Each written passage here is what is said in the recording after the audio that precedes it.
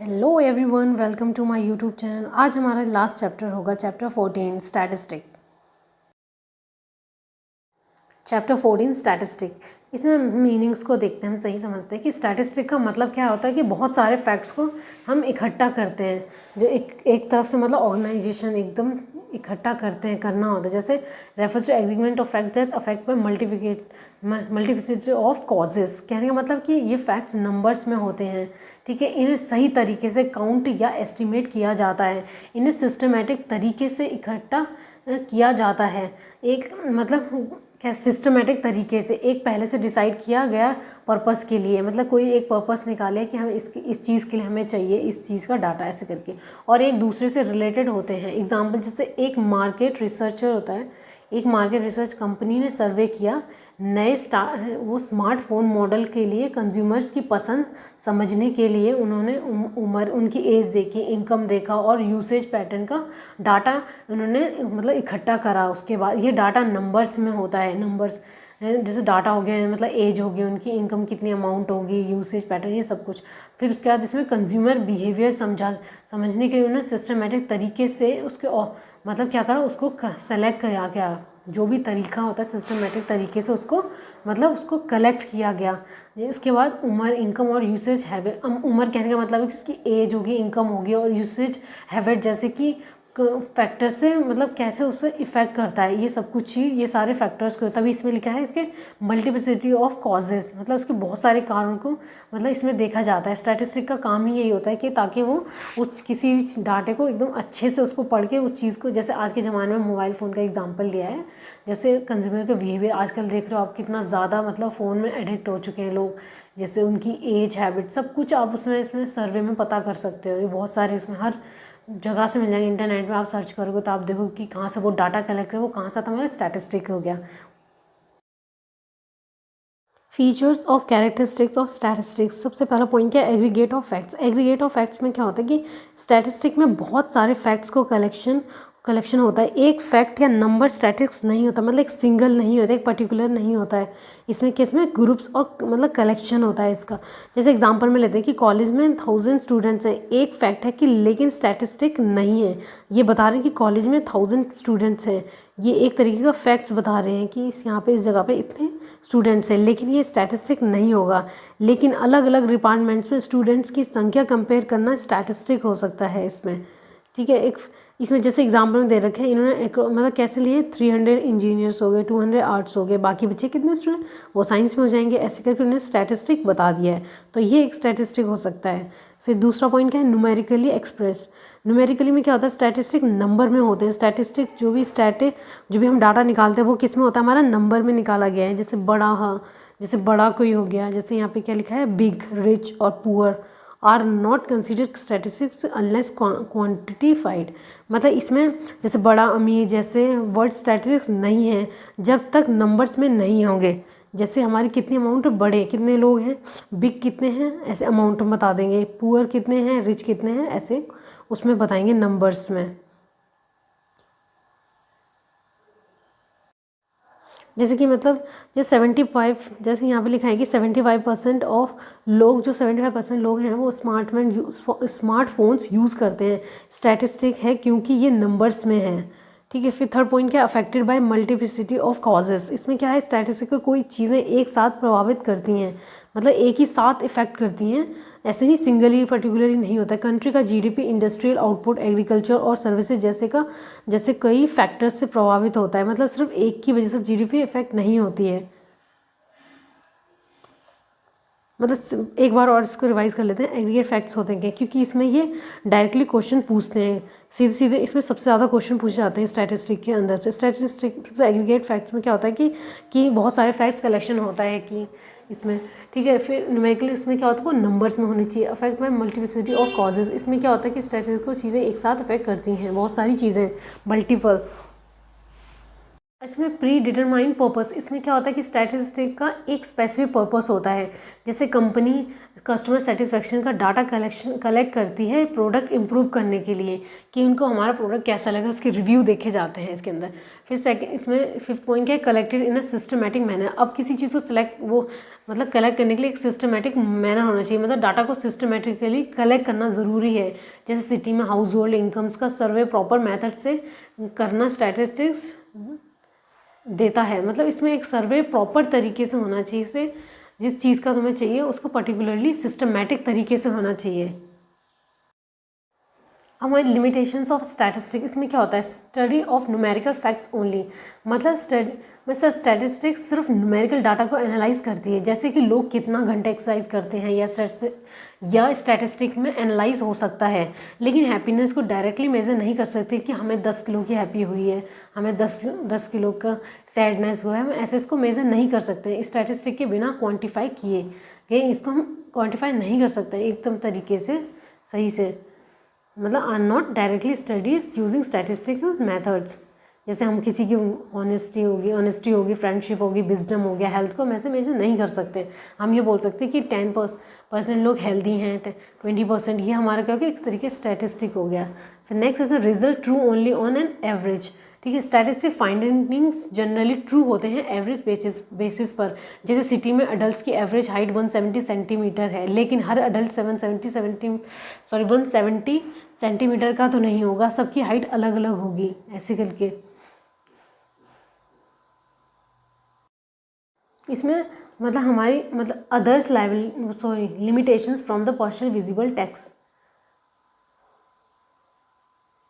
मतलब इसमें जो अदर लिमिटेशंस क्या होती है हमारी, सबसे पहले यूज्ड ओनली बाय एक्सपर्ट्स। मतलब स्टैटिस्टिक को सही से यूज़ करने के लिए एक्सपर्टाइज चाहिए, मतलब एक्सपर्ट चाहिए कोई। अगर जो एक्सपर्ट नहीं है तो मिस इंटरप्रिटेशन या मिस यूज़ हो सकता है। एग्जांपल, जो मार्केटर होता है उसको सर्वे डाटा को समझाने के लिए स्टैटिस्टिक की नॉलेज होना चाहिए। अब इसमें मिस यूज़ इज़ पॉसिबल हो सकता है, मतलब स्टैटिस्टिक को मैनिपुलेट या मिस यूज़ करके गलत कंक्लूजन्स निकाल सकते हैं। जैसे एग्जांपल, जैसे कंपनी एवरेज सैलरी इंक्रीज दिखाकर ग्रोथ शो करती है, लेकिन डाटा में लोअर पेड वर्कर्स को एक्सक्लूड करके। थर्ड पॉइंट क्या, only means and not a solution. ठीक है, स्टैटिस्टिक्स एनालिसिस के लिए टूल है, प्रॉब्लम सॉल्व नहीं करती है। एग्जांपल, स्टैटिस्टिक्स सेल में ड्रॉप दिखाता है तो बिजनेस डिसीजन चाहिए इस इश्यू को सॉल्व करने के लिए।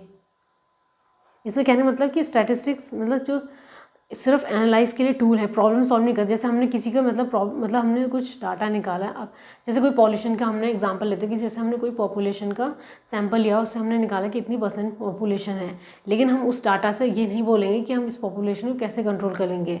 उससे कुछ मतलब डिसीजन ले सकते हैं, इशू सॉल्व करने के लिए हम ले सकते हैं, लेकिन हम ये नहीं बोल सकते कि इसको ऐसे कर दें वैसे कर दें, ऐसे नहीं होगा। हम कुछ डिसीजन के लिए शो करेंगे उस डाटा को। फंक्शंस ऑफ स्टैटिस्टिक्स, सबसे पहला क्या, expression of facts in numbers. मतलब स्टैटिस्टिक डाटा का नंबर्स में बदल देता है। जैसे कि 75% लोग स्मार्टफोन यूज़ करते हैं, स्टैटिस्टिक है ये। अब इंडिविजुअल ऐसे नहीं बोल सकते हैं कि स्मार्टफोन्स यूज़ हो रहे हैं पर नंबर्स में मेंशन नहीं करा, तो हमारा वो स्टैटिस्टिक में नहीं होगा। एक्सप्रेशन इन नंबर्स होना बहुत ज़रूरी है। सिंपल प्रेजेंटेशन होनी चाहिए। स्टैटिस्टिक कॉम्प्लेक्स डाटा को सिंपल बनाने के लिए ग्राफ्स और चार्ट यूज़ करते हैं। आपने पढ़ा होगा अपने स्कूल टाइम पे, जो ग्राफ्स में हिस्टोग्राम, पाई चार्ट, डायग्राम वगैरह बनाते थे ना, उस टाइप में। जैसे बार चार्ट से भी प्रोडक्ट की सेल्स कंपेयर कर सकते हैं, पाई चार्ट भी बनता था ऐसे करके। थर्ड पॉइंट क्या है हमारा, enlarge individual knowledge and experience हो गया। स्टैटिस्टिक्स से हम अपने एक्सपीरियंस से बाहर की चीज़ें समझ सकते हैं। जैसे डॉक्टर स्टैटिस्टिक्स से डिजीज़ की रिस्क समझ सकता है, ऐसे करके। आई होप कि आपको ये एग्जांपल समझ में आ गए होंगे। It compares facts. अब क्या इसमें देखते हैं कि स्टैटिस्टिक्स अलग अलग ग्रुप्स या टाइम पीरियड्स का डाटा कंपेयर करने में मदद करता है। एग्जांपल, जैसे इस साल और पिछले साल का सेल्स फिगर्स कंपेयर करके ग्रोथ समझ सकते हैं इसके अंदर। It facilitates policy formulation. इसमें क्या होता है कि स्टैटिस्टिक पॉलिसी, बिजनेस या रिसर्च में डिसीजन मेकिंग के लिए यूज़ होता है ये। एग्जाम्पल, जैसे government unemployment statistics job creation policies बनाते हैं।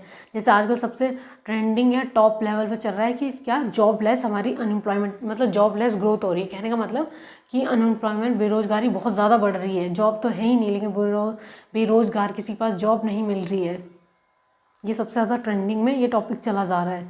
इसका कोई सॉल्यूशन नहीं मिला, लेकिन गवर्नमेंट को जैसे इसी कुछ स्टैटिस्टिक डाटा से हम बता सकते हैं कि इतनी पॉपुलेशन है हमारी, इससे क्या होगा, गवर्नमेंट इसको अनएम्प्लॉयमेंट मतलब इससे अनएम्प्लॉयमेंट को कम कर सकती है कि कुछ पॉलिसीज़ बना के कुछ इसका कुछ सॉल्यूशन निकाल कर। थर्ड पॉइंट क्या है, it helps other sciences in testing their laws. इसमें क्या होता है, स्टैटिस्टिक्स साइंस की थ्योरीज को वैलिडेट करने में मदद करती है।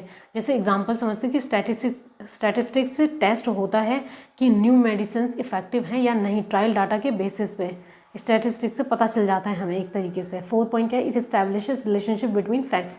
इसमें रिलेशनशिप किसके बीच में रखता है, फैक्ट्स के बीच में, मतलब स्टैटिस्टिक वेरिएबल्स के बीच कॉरिलेशन या कॉजेशन आइडेंटिफाई करता है, मतलब कॉज और इफेक्ट के बारे में देखेगा। एग्जांपल जैसे समझते हैं, स्टैटिस्टिक एक्सरसाइज और लोअर ब्लड प्रेशर का बीच रिलेशनशिप दिखाता है कि किस कारण से, जैसे स्टैटिस्टिक एक्सरसाइज और लोअर ब्लड, मतलब क्या स्टैटिस्टिक क्या है इसमें, एक्सरसाइज और लोअर ब्लड प्रेशर से कैसे एक्सरसाइज कर रहा है उससे ब्लड हमारा हाई हो रहा है कि लो हो रहा है, ये सब चीज़, ये रिलेशन कॉज और इफेक्ट बताएगा हमें इसमें। It helps in forecasting. इसमें क्या होता है, स्टैटिस्टिक पास्ट डाटा से फ्यूचर ट्रेंड्स प्रिडिक्ट कर सकता है। एग्जाम्पल जैसे सेल्स फोरकास्ट से बिजनेसेस प्रोडक्शन प्लान करते हैं। It enables realization of magnitude etcetera, मतलब स्टैटिस्टिक डाटा का स्केल या इम्पैक्ट समझने में मदद करता है। एग्जाम्पल जैसे कोविड-19 के टाइम पे केसेस के स्टैटिस्टिक्स से पैंडेमिक की मैग्नीट्यूड समझ में आती है, मतलब कोविड जो 19 केसेस थे उसका स्टैटिस्टिक डाटा से हम क्या बोलते हैं, पैंडेमिक की मैग्नीट्यूड समझ सकते हैं उससे कि कितना और कितने लेवल तक था वो। इसमें अब नेक्स्ट टॉपिक क्या है, स्टैटिस्टिक्स का इन्वेस्टिगेशन और इंक्वायरी। इसमें क्या होता है, प्लानिंग ऑफ इंक्वायरी करने का। सबसे पहले इसके कुछ स्टेप्स हैं वो देखते हैं। सबसे पहले प्लानिंग ऑफ इंक्वायरी हो गया। सबसे पहले पर्पस क्या होता है इसका, स्कोप और डाटा सोर्सेज डिसाइड करने का होता है इसमें। सबसे पहला पर्पस क्या होता है प्लानिंग ऑफ इंक्वायरी में, कि स्कोप, डाटा और सोर्सेज को डिसाइड करना होता है। जैसे रिसर्चर कस्टमर सेटिस्फेक्शन स्टडी के लिए सर्वे मेथड और टारगेट ऑडियंस डिसाइड करता है, उसके बाद ही वो उस पर स्टैटिस्टिक मतलब प्लानिंग के उसके अकॉर्डिंग चलता है। फिर कलेक्शन ऑफ डाटा, कलेक्शन कैसे किया जाता है डाटा का, कि डाटा गैदर करना होता है सर्वे से एक्सपेरिमेंट के थ्रू। जैसे कस्टमर फीडबैक ऑनलाइन सर्वे से कलेक्ट करना होता है, मतलब डायरेक्टली और इनडायरेक्टली सर्वे करके। या एडिटिंग ऑफ डाटा, मतलब कलेक्शन ऑफ डाटा इनडायरेक्ट और डायरेक्टली कलेक्ट करने का प्रोसेस। तो एडिटिंग ऑफ डाटा क्या होता है, कि डाटा को क्लीन और ऑर्गेनाइज करना होता है ताकि एक्यूरेट एनालिसिस हो सके। जैसे इनकम्प्लीट सर्वे रिस्पॉन्सेज रिमूव करना होता है इसमें एडिटिंग ऑफ डाटा में। जैसे कोई हमने सर्वे के लिए दे रखा है लेकिन किसी ने उसको आधा अधूरा भरा है या फिर भरा नहीं है, तो उसको हम रिमूव कर देंगे। Classification of data, classification of data में क्या होता है कि डाटा को अलग अलग कैटेगरीज में ऑर्गेनाइज करने का प्रोसेस है बेस्ड ऑन कैरेक्टरिस्टिक्स पे। एग्जांपल, एक रिटेल कंपनी कस्टमर परचेजेस का डाटा कलेक्ट करती है और उसे यूज़ करते इलेक्ट्रॉनिक्स, क्लोथिंग, होम अप्लाइंसेस में क्लासीफाई करती है। अब इसके इंपॉर्टेंस क्या हो सकता है, मतलब इंपॉर्टेंस ऑफ क्लासिफिकेशन का कारण क्या हो सकता है इसको करने का, कि डाटा क्लासिफिकेशन के बाद डाटा एनालाइज करना और कंक्लूजन निकालना ईजी हो जाता है। जैसे कि रिटेल को एग्जाम्पल देखते हैं हम इसमें, कि जैसे रिटेल कंपनी को पता चलता है कि कौन सी प्रोडक्ट कैटेगराइज ज़्यादा पॉपुलर है और वो इन्वेंट्री और मार्केटिंग के डिसीजंस इन्फॉर्म्ड मतलब जो है तरीके से ला सकती है, इन्फॉर्म्ड कर सकती है उस चीज़ को, डिसीजन सही तरीके से उससे क्या हो, जो भी प्रोडक्ट है उसको अच्छे से कर सकती है इसमें। हम नेक्स्ट टॉपिक देखते हैं, analysis of data. Analysis of data में क्या होता है कि डाटा एनालाइज में स्टैटिस्टिकल मेजर्स यूज़ करके डाटा की प्रॉपर्टीज़, ट्रेंड्स और रिलेशन समझते हैं। जैसे कि मीन, स्क्यूनेस, डिस्पर्सन और कोरिलेशन यूज़ होता है। फिर उसके बाद मेजर्स यूज़, इसमें क्या क्या यूज़ होता है, मतलब क्या मेज़र करने के लिए क्या क्या यूज़ करते हैं हम। जैसे एवरेज, मीन हो गया, मीन कैसे एवरेज स्कोर या वैल्यू समझाने के लिए। स्क्यूनेस मतलब डाटा की डिस्ट्रीब्यूशन एसिमेट्रिक या मतलब एसिमेट्रिक है या नहीं चेक करने के लिए। डिस्पर्सन मतलब डाटा कितना स्प्रेड आउट है समझाने के लिए। कोरिलेशन मतलब दो वेरिएबल्स के बीच के रिलेशनशिप की बात करें। एग्जाम्पल समझते हैं कि जैसे स्कूल स्टूडेंट्स का एग्ज़ाम्स को एनालाइज करते हैं, मीन स्कोर से ओवरऑल परफॉर्मेंस समझते हैं। स्क्यूनेस से पता चलता है कि ज़्यादा स्टूडेंट ने हाई या लो स्कोर किया है, स्टूडेंट्स ने हाई और लो स्कोर किया है, उसकी डिटेल होगी पूरा इसमें स्क्यूनेस में। डिस्पर्सन से स्कोर्स के स्प्रेड समझते हैं। ठीक है, कोरिलेशन मतलब कि डिफरेंट सब्जेक्ट में परफॉर्मेंस का रिलेशनशिप समझते हैं। दो सब्जेक्ट को ले लेंगे ऐसे करके। इंटरप्रिटेशन ऑफ डाटा मतलब डाटा इंटरप्रिटेशन का मतलब है कि एनालाइज डाटा से मीनिंगफुल कंक्लूजन्स निकालना है। इसमें एविडेंस बेस्ड और इम्पार्शियल कंक्लूजन सजेस्ट करना होता है। एग्जाम्पल जैसे समझते हैं कि एग्जाम्पल से स्कूल एग्जाम्स को एनालाइज करने के बाद कंक्लूड करता है कि स्टूडेंट प्रैक्टिकल कंपोनेंट्स वाले सब्जेक्ट्स में बेटर परफॉर्म करते हैं। जैसे उन्हें पता चलता है कि मैथ और साइंस कोर्स में स्ट्रॉन्ग कोरिलेशन है। ठीक है। अगर इस इंटरप्रिटेशन के बेसिस पर स्कूल डिसाइड करता है कि प्रैक्टिकल टीचिंग मेथड पर ज़्यादा फोकस करना चाहिए। सोर्सेज ऑफ डाटा, इसमें क्या होता है कि डाटा के सोर्सेज के मतलब है कि डाटा कहाँ से आ रहा है। इसके कितने 2 टाइप्स होते हैं, एक इंटरनल सोर्सेज हो गया और एक्सटर्नल सोर्सेज। इंटरनल सोर्सेज में क्या होता है, इंटरनल सोर्सेज ऑर्गेनाइजेशन के अंदर से ऑब्टेन डाटा होता है, जैसे रिपोर्ट्स या रिकॉर्ड्स हो गए। एग्जाम्पल जैसे कंपनी के अपने सेल्स रिकॉर्ड से collect sales data internal source हो गए। जो भी इंटरनली कंपनी के जो सेल्स रिकॉर्ड होंगे वो किस में इंक्लूड करते हैं, इंटरनल सोर्सेज में। ये डाटा कंपनी के सेल्स ट्रेंड्स और कस्टमर प्रेफरेंसेस समझाने में हेल्प करता है। एक्सटर्नल सोर्सेज क्या होते हैं, एक्सटर्नल सोर्सेज ऑर्गेनाइजेशन के बाहर से कलेक्ट डाटा को डाटा को बोलते हैं, जैसे दूसरी कंपनीज, गवर्नमेंट डाटा या रिसर्च स्टडीज से हम जो भी हमें नॉलेज वो हमें डाटा मिलता है उसके बारे में। एग्जांपल जैसे कंपनी एक्सटर्नल एजेंसी से मार्केट रिसर्च रिपोर्ट यूज़ करती है इंडस्ट्री ट्रेंड्स और क्या चीज़ कॉम्पिटिटर के परफॉर्मेंस समझने के लिए। ठीक है, ये एक्सटर्नल डाटा कंपनी को अपने प्रोडक्ट्स को मार्केट में बेटर पोजीशन करने में हेल्प करता है। इसलिए दोनों बहुत ही ज़्यादा इंपॉर्टेंट सोर्सेज होते हैं, इंटरनल और external. Data collected from external sources, इसमें क्या होता है कि एक्सटर्नल सोर्सेज से कलेक्टेड डाटा का मतलब है कि ऑर्गेनाइजेशन इन्वेस्टिगेटर के बाहर से गैदर इन्फॉर्मेशन। ये डाटा प्राइमरी या सेकेंडरी हो सकता है। ठीक है, प्राइमरी डाटा का मतलब क्या है, प्राइमरी डाटा इन्वेस्टिगेटर अपने पर्पज़ के लिए पहली बार कलेक्ट करता है स्टार्ट से एंड तक। एक मार्केट रिसर्च कंपनी कंज्यूमर के साथ डायरेक्टली सर्वेज कंडक्ट करता है, मतलब सर्वे कंडक्ट करता है कि नया प्रोडक्ट के लिए उनकी परफॉर्मेंस समझने के लिए। जो भी नया प्रोडक्ट लॉन्च किया होता है उसकी प्रोडक्ट को उसकी मार्केट में मार्केट में उसकी पोजीशन क्या है उसको प्रेफरेंस समझने के लिए कि इन सर्वे से कलेक्ट डाटा होता है। इसमें प्राइमरी डाटा है क्योंकि ये स्पेसिफिकली न्यू प्रोडक्ट के लिए, मतलब जो हमारा प्रोडक्ट है नया प्रोडक्ट उसके लिए कंज्यूमर प्रेफरेंस समझने के लिए पर्पज़ से कलेक्ट किया गया है। ये सर्वे कि मैं लोगों को इसके बारे में, इसमें कुछ प्रॉब्लम तो नहीं है, इसमें क्या है, मतलब क्या पसंद आया है, कितना ज़्यादा उसको इम्प्रूव करने की ज़रूरत है, ये सब कुछ। सेकेंडरी डाटा क्या होता है, ये हमारा सेकेंडरी डाटा वो होता है जो ऑलरेडी एग्जिस्ट करता है और किसी और पर्पज़ के लिए कलेक्ट किया गया होता है, ना कि हाथ में क्वेश्चंस को आंसर करने के लिए।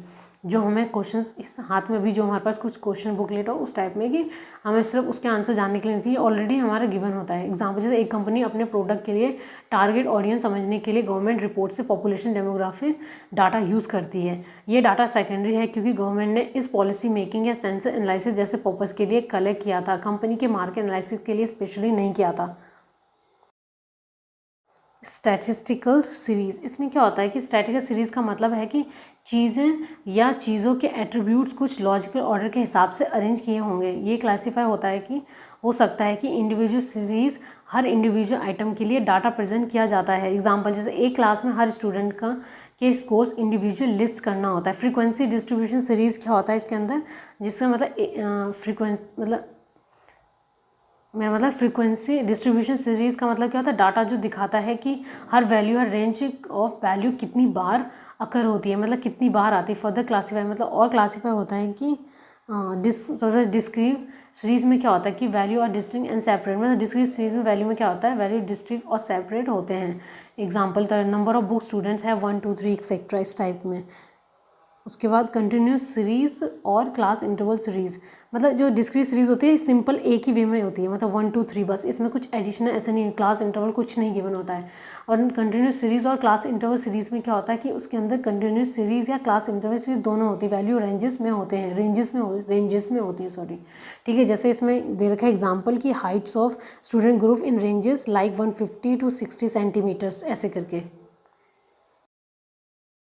प्रेजेंटेशन ऑफ डाटा, इसमें क्या होता है कि जैसे इसमें there are many methods of presenting data with the following 3 being generally used. हमने यहाँ पे 3 एग्जांपल ले लिया। सबसे पहला टेबल, डाटा मतलब डाटा को रो और कॉलम में ऑर्गेनाइज की करना, जैसे एक टेबल जो स्टूडेंट नेम्स और उनके एग्जाम स्कोर्स दिखाता है। डायग्राम्स वाले में क्या होता है कि विजुअल रिप्रेजेंटेशन, जैसे बार चार्ट या पाई चार्ट, जैसे कि एक बार चार्ट को डिफरेंट प्रोडक्ट के सेल्स कंपेयर करता है। ग्राफ्स में क्या होता है कि जिसमें डाटा को प्लॉट करना ट्रेंड्स या रिलेशनशिप को दिखाने के लिए, जैसे एक लाइन ग्राफ जो मंथली सेल्स ट्रेंड्स को एक साल के ओवर दिखाते हैं। आपको ये तीनों पॉइंट अच्छे समझ में आ गए। अब हम नेक्स्ट टॉपिक पे चलते हैं। अर्थमेटिक मीन में क्या होता है कि अर्थमेटिक मीन का मतलब है कि सभी आइटम्स की वैल्यू को ऐड करके आइटम की संख्या से डिवाइड करना।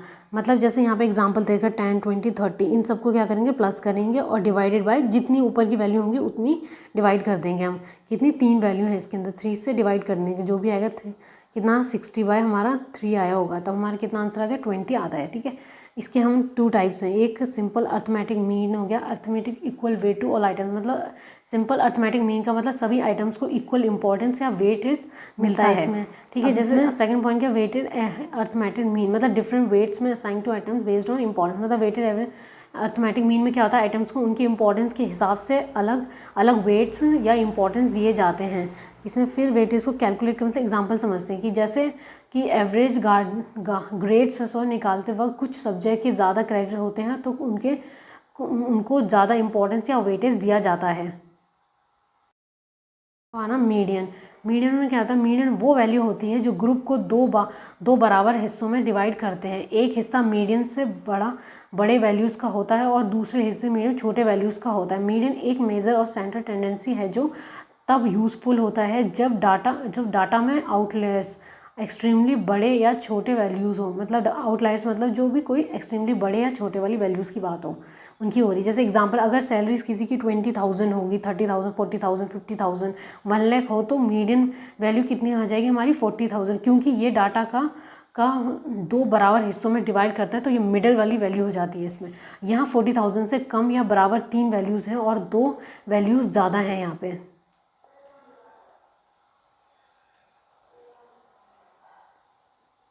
मतलब इसमें कहने का मतलब मीडियन आउटलायर से कम इफेक्ट होता है। जैसे कि अगर सैलरीज 1 लाख की जगह 10 लाख होती तो भी मीडियन सेम रहता। मोड को देखते हैं हम। मोड मतलब क्या होता है कि मोड वो वैल्यू होती है जो डिस्ट्रीब्यूशन में सबसे ज़्यादा बार अकर आती है, मतलब जितनी बार रिपीट होती है। ये सबसे कॉमन है, सबसे ज़्यादा मतलब सबसे ज़्यादा आने वाली वैल्यू होती है, वैल्यू रिप्रेजेंट करता है जहाँ पे मतलब सबसे ज़्यादा पाई जाने, मतलब जो उसमें जहाँ वैल्यू सबसे ज़्यादा होती है उसमें सबसे ज़्यादा वो नंबर्स में होती है, वैल्यू को रिप्रेजेंट करता है वो सबसे ज़्यादा। अगर शू साइज 6, 7, 7, 8, 7, 7, 9 है तो उसको हम पहले उसको ऑर्डर मोड 7 होगा, क्योंकि ये सबसे ज़्यादा बार 3 मतलब कितनी बार ये आया हमारा 3 बार आया है यहाँ पे। हम इसको एक बार और समझते हैं कि जैसे डाटा को देखो, सबसे पहले डाटा को देखो और देखो कि कौन सी वैल्यू सबसे ज़्यादा बार रिपीट हो रही है। हर वैल्यू की फ्रीक्वेंसी काउंट करो और देखो कि कौन सी वैल्यू की फ्रीक्वेंसी सबसे ज़्यादा है। जैसे जो वैल्यू सबसे ज़्यादा बार रिपीट हो रही है वो मोड होगी। आई होप कि आपको अभी समझ में आ गया होगा कि मोड हमसे सबसे कॉमन या पॉपुलर वैल्यू के बारे में बताता है। ये तब यूज़फुल होती है जब हम किसी प्रोडक्ट या सर्विस के डिमांड को समझना चाहते हैं। अब हम नेक्स्ट टॉपिक देखते हैं, डिस्पर्सन। इसमें क्या होता है कि डिस्पर्सन का मतलब है कि डाटा कितना स्प्रेड आउट है एक एवरेज वैल्यू के आसपास। ये डाटा में वेरिएबिलिटी या स्प्रेड को मेजर करता है। एग्जांपल, जैसे 2 डाटा सेट्स कंपेयर करते हैं, सेट ए और सेट बी। दोनों का मीन 80 है, लेकिन सेट बी में स्कोर्स ज़्यादा हैं, स्प्रेड आउट हैं, इसलिए सेट बी का डिस्पर्सन ज़्यादा होगा। डिस्पर्सन का मेज़र करना की कोई तरीका है, का कोई एक तरीका होता है। एब्सोल्यूट मेजर होते हैं जैसे रेंज और क्वार्टाइल डेविएशन, और रिलेटिव मेजर्स होते हैं जैसे कोफिशिएंट ऑफ वेरिएशन। ठीक है, जैसे एब्सोल्यूट मेजर्स का एग्जांपल है, जैसे डाटा दे रखा है यहाँ पे 10, 20, 30, 40, 50 में रेंज कितना होगा 50 - 10 जाएगा तो कितना आंसर आएगा हमारा 40 आ जाएगा। एग्जांपल समझते हैं, एग्जांपल ऑफ रिलेटिव मेजर्स। इसमें क्या होता है, coefficient various for data with mean 30 and standard deviation कितना होगा 6 होगा। 6/30 करेंगे और इसके बाद मल्टीप्लाई किससे करेंगे 100, तो हमारा आंसर कितना आ जाएगा 20% आ जाएगा। एक बार और समझते हैं कि डाटा का मतलब डिस्पर्सन का मतलब क्या होता है। सही, डाटा का मतलब डिस्पर्सन हमें बताता है कि डाटा कितना स्प्रेड आउट है एक एवरेज वैल्यू के आसपास। ठीक है, ये डाटा में वेरिएबिलिटी को मेजर करता है। अगर डाटा में ज़्यादा वेरिएबिलिटी है तो डिस्पर्सन भी ज़्यादा होगा। ये एब्सोल्यूट मेजर क्या होता है, ये मेजर्स डाटा के एक्चुअल वैल्यूज़ पर बेस्ड होता है। एक्चुअल जो वैल्यूज़ होती है उस पर बेस्ड होगा क्या, एब्सोल्यूट मेजर्स। और जैसे क्वार्टाइल डेविएशन क्या होता है, Q3 - Q1 होगा, सबसे छोटा, सबसे बड़े वाली वैल्यू से सबसे छोटी वाली वैल्यू को माइनस करेंगे। एब्सोल्यूट मेजर्स में ये होगा। रिलेटिव मेजर्स में क्या होगा कि हम जो मेजर डाटा के रिलेटिव वेरिएबिलिटी को मेजर करते हैं, जैसे कि कोफिशिएंट ऑफ वेरिएशन जो इसका standard deviation upon mean into 100, ये इसका फॉर्मूला हो गया। मतलब डिस्पर्सन हमें डाटा की रिलायबिलिटी के बारे में बताता है। अगर डिस्पर्सन ज़्यादा है तो डाटा कम रिलायबल होता है। ये हमें डिफरेंट डाटा सेट्स को कंपेयर करने में मदद करता है, एक तरीके की हेल्प करता है हमारी। नेक्स्ट टॉपिक है हमारा कोरिलेशन। कोरिलेशन का मतलब क्या होता है? कोरिलेशन का मतलब है कि दो चीज़ें एक साथ कैसे बढ़ती हैं, ठीक है। इसमें देखेंगे अगर एक चीज़ में बदलाव दूसरी चीज़ में भी बदलाव लाता है तो उन्हें कोरिलेटेड कहा जाता है। जैसे हम प्राइस और उसका डिमांड की बात कर सकते हैं। जैसे प्राइस बढ़ता है तो डिमांड क्या हो जाती है, कम हो जाती है। ऐसे करके हम रिलेशन को बता सकते हैं। एग्जाम्पल से और समझते हैं कि हाइट और वेट में अक्सर पॉजिटिव कोरिलेशन होता है।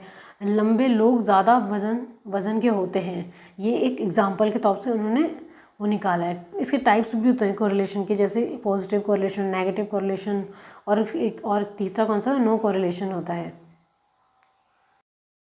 नेक्स्ट टॉपिक है हमारा इंडेक्स नंबर्स। इंडेक्स नंबर्स एक ग्रुप ऑफ रिलेटेड वेरिएबल्स में बदलाव को मेज़र करते हैं टाइम के साथ। एग्जाम्पल समझते हैं, सीपीआई प्राइसेस के बदलाव को मेज़र करता है कि टाइम के साथ और इन्फ्लेशन को इंडिकेट करता है। इंडेक्स नंबर्स क्या होता है, स्टैटिकल टूल्स हैं जो रिलेटेड वेरिएबल्स में बदलाव को मेज़र करते हैं टाइम या स्पेस में। यह इकोनॉमिक इंडिकेटर जैसे प्राइजेस हो गए, प्रोडक्शन हो गया या कॉस्ट ऑफ लिविंग में बदलाव का समझाने में मदद करता है, एक तरीके हेल्प करता है। जैसे सीपीआई क्या हो गया, सीपीआई हाउस होल्ड्स के लिए गुड्स और सर्विसेज के प्राइस में बदलाव क्या मेज़र करता है। अगर सीपीआई 2025 में 120 है, बेस ईयर क्या होगा इसका 2020 होगा 100 के कंपैरिजन में, तो इसका मतलब है प्राइजेस 2020 से 20% बढ़ गए हैं। एक बार और समझते हैं कि प्राइस इंडेक्स क्या होता है। प्राइस में बदलाव को मेज़र करते हैं, उसको हम प्राइस इंडेक्स बोलते हैं। कि जिस एग्जांपल में हमारा सीपीआई हो गया। क्वांटिटी इंडेक्स क्या होता है, क्वांटिटी में बदलाव के मेज़र करते हैं। एग्जांपल के तौर पे क्या हो गया हमारा इंडस्ट्रियल प्रोडक्शन इंडेक्स, जिसमें आईपीआई बोलते हैं, ठीक है। वैल्यू इंडेक्स क्या होता है, वैल्यू में बदलाव को मेज़र करता है। इंडेक्स नंबर का यूज़ कहाँ पे होता है, इकोनॉमिक इंडिकेटर्स में हो गया। दूसरा पॉलिसी मेकिंग में काम आता है, बिजनेस डिसीजंस में आता है। ये इंडेक्स नंबर्स हमें इकोनॉमिक ट्रेंड्स और चेंजेस को समझाने में मदद करता है। ये एक तरीके से ये पॉलिसी मेकिंग और बिजनेस डिसीजन में भी इंपॉर्टेंट रोल प्ले करता है। आई होप कि आपको ये इंडेक्स नंबर समझ में आ गया होगा। अब हम इसके मेथड्स ऑफ कंस्ट्रक्टिंग इंडेक्स के बारे में पढ़ते हैं। इसके अंदर मतलब मेथड्स क्या हैं। इंडेक्स नंबर्स बनाने के दो तरीके हैं, सिंपल इंडेक्स नंबर्स और weighted index number. Simple index numbers में आइटम्स की रिलेटिव इंपॉर्टेंस को कंसिडर नहीं किया गया है। सबसे पहले हम देखेंगे सिंपल एग्रीगेटिव मेथड। इसमें क्या होता है कि इसमें करंट ईयर और बेस ईयर के प्राइसेस को सम करके कंपेयर किया जाता है। इसमें एग्जाम्पल के तौर पर देखते हैं कि इसमें दे रखा है कि अगर बेस ईयर में प्राइजेस 10 मतलब 10, 20, 30 हैं और करंट ईयर में 12, 24, 36 हैं तो इंडेक्स 120 होगा। Simple average price relative. Second point देखते हैं, सिंपल एवरेज और प्राइस रिलेटिव मेथड से समझते हैं इसको। इसमें क्या होता है कि मेथड में प्राइस रिलेटिव कैलकुलेट करके एवरेज किया जाता है। एग्जाम्पल अगर बेस ईयर हमारा 10, 20, 30 है और करंट प्राइजेस हमारा 12, 24, 36 है तो प्राइस रिलेटिव्स हमारे 120 होंगे और एवरेज हमारा कितना होगा 120 ही होंगे। इनको सम करके डिवाइडेड बाय 3 कर देंगे। नेक्स्ट टॉपिक हमारा वेटेड इंडेक्स नंबर। इसमें क्या होता है, वेटेड इंडेक्स नंबर्स में आइटम्स की रिलेटिव इंपॉर्टेंस को कंसिडर किया जाता है। इंपॉर्टेंट मतलब वेट्स की बात कर रहे हैं। वेटेड एग्रीगेटिव मेथड में वेट्स जैसे क्वांटिटी कंज्यूम का यूज़ किया जाता है। जैसे लेस पेयर्स या पार्शियल इंडेक्स में क्या होता है, इसके अंदर क्या होता है कि इस इंडेक्स में बेस ईयर क्वांटिटीज़ को लिया जाता है और बेस प्राइजेस को और करंट प्राइजेस का यूज़ करके इंडेक्स कैलकुलेट किया जाता है। वेटेड एवरेज और प्राइस रिलेटेड मेथड में प्राइस रिलेटिव को उनके इंपॉर्टेंस के अकॉर्डिंग वेट किया जाता है। एग्जांपल जैसे वेट हमारा ABC दे रखा है 0.2 दे रखा, 0.3, 0.5 दे रखा। प्राइस रिलेटिव 120, प्राइस रिलेटिव कितना हो गया 120 हो गया। इंडेक्स कितना हो गया हमारा 10.20 ऐसे करके इसका प्लस करेंगे, वही 0.3 उसमें 120 प्लस 0.5 120 ऐसे करके हमारी वैल्यू मल्टीप्लिकेशन करना है उसमें मल्टीप्लाई, ठीक है। उसमें फिर इसको इक्वल टू करके हमारा कितना आ जाएगा 120 करके हमारा आंसर आ जाएगा। जब इसका मतलब बेनिफिट्स क्या है इसको बना के, इसमें यह मेथड आइटम के रिलेटिव इंपॉर्टेंस को कंसिडर करता है जो एक्यूरेट रिजल्ट देता है। ये इकोनॉमिक इंडिकेटर्स में चेंजेस को एक्यूरेटली मेज़र करने में किसी मदद हेल्प करता है। ये अगर आपको कोई टॉपिक समझ में नहीं आया है तो आप मुझे कमेंट सेक्शन में पूछ सकते हैं, मतलब। और मैं इसके बाद में इसमें जो डिटेल वीडियो बनाऊंगी, मतलब जैसे 11th और 12th में जो चैप्टर था इसको और डिटेल में पढ़ने के लिए। ये तो सिर्फ बीएड के पर्पज़ से बनाया गया है कि ताकि सिर्फ जो बीएड में कितने चैप्टर आ रहे हो तो ज़्यादा उसमें डीप में नहीं जाना होता है। अगर आपने पहले प्रीवियस ईयर में पढ़ा हुआ है, प्रीवियस कहने को मतलब 12th में आपने अगर अच्छे से बैचलर में पढ़ लिया है तो आपको मतलब आप ईजिली इस पेपर को कर पाओगे। आज की वीडियो में बस इतना ही। Don't forget to like share and subscribe. Thank you.